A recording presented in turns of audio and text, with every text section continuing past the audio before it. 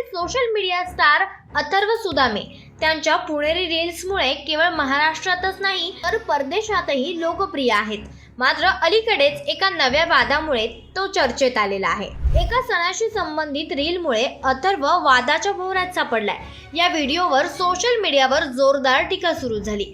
त्यानं शेअर केलेल्या या रीलवर ब्राह्मण महासंघासहित काहींनी आक्षेप घेतला, शिवीगाळ केली आणि धमकीही दिली। इतकंच नाही तर जयसिंग मोहन या नावाच्या एका फेसबुक पेजवरून त्याला या व्हिडिओचे परिणाम आयुष्यभर भोगावे लागतील अशी थेट धमकीही देण्यात आली। या वादामुळे अथर्वने तत्काळ तो व्हिडिओ डिलीट केला आणि कुणाच्याही भावना दुखावल्या असतील तर माफी मागतो असं स्पष्टीकरणही दिलं। या घटनेनंतर वकील असीम सरोदे यांनी अथर्वच्या समर्थनार्थ एक फेसबुक पोस्ट केली। अथर्वला व्हिडिओ डिलीट करण्यास भाग पाडणं हा अभिव्यक्ती स्वातंत्र्यावर झालेला हल्ला आहे अशी तीव्र प्रतिक्रिया त्यांनी दिली।